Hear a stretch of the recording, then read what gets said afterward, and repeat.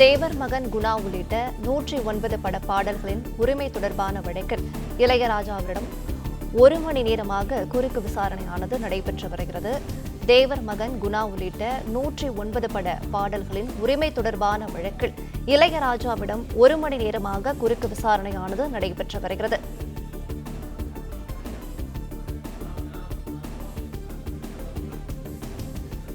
சென்னை உயர்நீதிமன்ற வளாகத்தில் உள்ள மாஸ்டர் நீதிமன்றத்தில் ஆஜராகி 1 மணி நேரத்திற்கும் மேலாக இளையராஜா சாட்சியம் அளித்து வருகிறார். விவரங்களை செய்தியாளர் ஆனந்த்குமார் வழங்கிட கேட்கலாம். ஆனந்த்குமார், வணக்கம். இது பற்றி மேலும் விவரங்கள். வணக்கம். தேவர் மகன் குணா உட்பட 109 படங்களின் பாடல்கள் உரிமை தொடர்பான வழக்கில் சென்னை உயர்நீதிமன்ற வளாகத்தில் உள்ள மாஸ்டர் நீதிமன்றத்தில் ஆஜராகி 1 மணி நேரத்துக்கு மேலாக இசையமைப்பாளர் இளையராஜா சாட்சியம் அளித்துள்ளார். தேவர் மகன் குணா பாண்டியன் உட்பட 109 படங்களின் இசை வெளியீட்டு உரிமையை பெற்றுள்ள மியூசிக் மாஸ்டர் என்ற இசை நிறுவனம் தங்கள் அனுமதியின்றி இந்த படங்களின் பாடல்கள் யூடியூப் மற்றும் சமூக வலைதளங்களில் பயன்படுத்த தடை விதிக்க வேண்டும் என கூறி கடந்த 2010ஆம் ஆண்டு சென்னை உயர்நீதிமன்றத்தில் வழக்கு தொடர்ந்திருந்தது.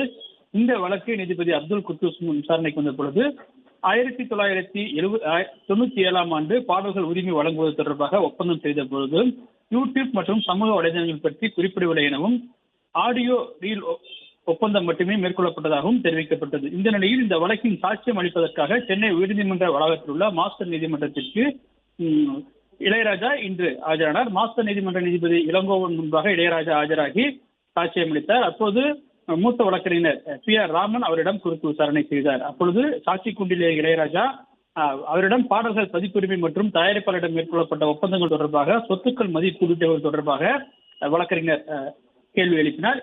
குறுக்கு விசாரணையின் போது எத்தனை பங்களாக்கள் உள்ளது என்ற கேள்விக்கு இளையராஜா எனக்கு முழு ஈடுபாடும் இசையில் உள்ளதா என்பதாகவும் உலகளாவிய பொருட்கள் பற்றி எனக்கு தெரியாது எனவும் பதிலளித்தார். மேலும் பேர், புகழ் மற்றும் செல்வம் அனைத்தும் சினிமா மூலம் கிடைத்தது உண்மையா என்ற கேள்விக்கு அனைத்தும் சினிமா மூலம் கிடைத்தது என அவர் பதிலளித்தார்.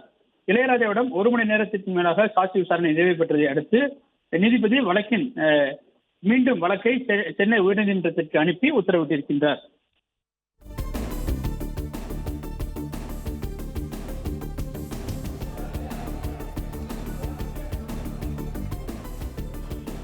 விவரங்களை வழங்கியமைக்கு நன்றி ஆனந்த்குமார்.